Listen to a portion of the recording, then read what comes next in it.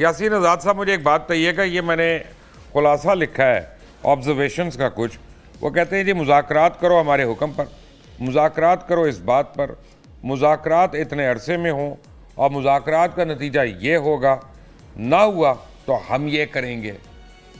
ये क्या हो रहा है?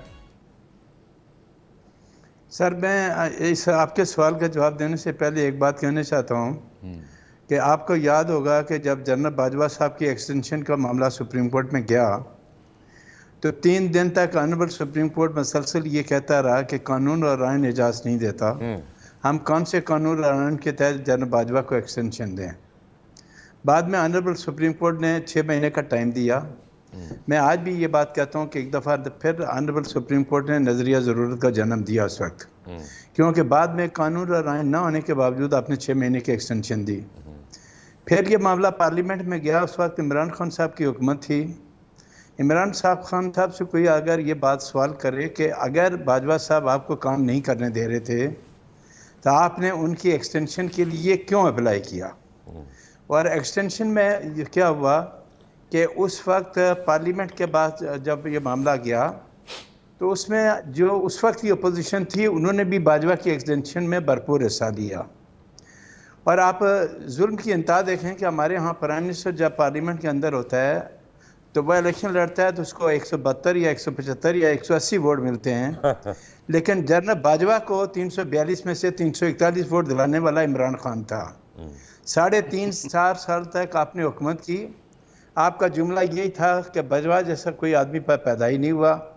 जब तक बाजवा साहब आपकी हुकूमत करते रहे वो बहुत बेहतरीन आदमी थे।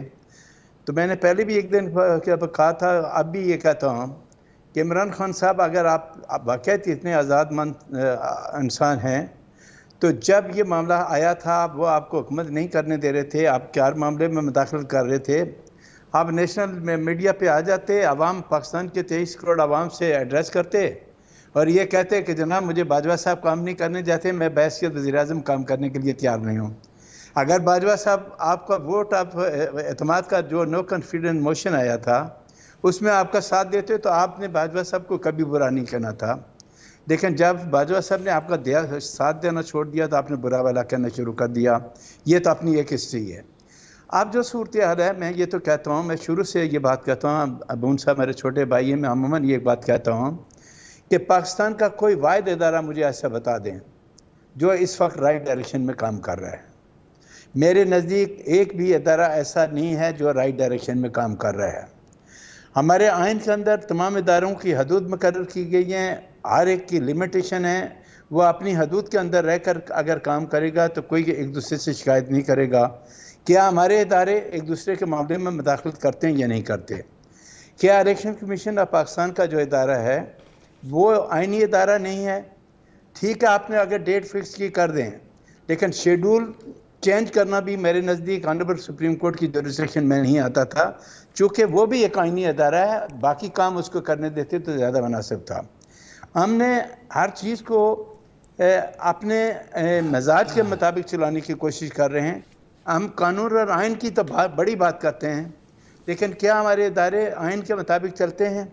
अगर आइन के मुताबिक चलते हैं तो ऑनरेबल सुप्रीम कोर्ट में जो आज तकसीम है और सीनियर जजेस को किसी भी मामले में आप अपने साथ बैठाने के लिए तैयार नहीं हैं, तो क्या ये इस बात की निशानदेही करता है कि सुप्रीम कोर्ट का इदारा एक राइट डायरेक्शन में जा रहा है या नहीं जा रहा? सवाल ये नहीं है यासीन भाई, सवाल ये नहीं है, सॉरी, सवाल यहाँ पे एक और है। मैं चलें कर देता हूँ, मैं बुरा आदमी बन जाता हूँ। एहसन बून साहब, फ़र्ज़ करें Mubashir Luqman chief justice supreme court है, फ़र्ज़ कर लें, और मैं मुबश्शिर लुकमान कह रहा हूँ, कोई और नहीं, सारे काबिल एहतराम हैं, हम बली के बकरे हैं, और मुबश्शिर लुकमान अपने इख्तियारात से तजावुज़ भी करता है, मुबश्शिर लुकमान गलत फ़ैसले भी करता है, मुबश्शिर लुकमान आइन को रीराइट भी करता है। मुबश्शिर लुकमान के ख़िलाफ़ एक ही फोरम है जिस पे आप जा सकते हैं बहैसियत वकील के, और उसका भी सरबराह मुबश्शिर लुकमान है।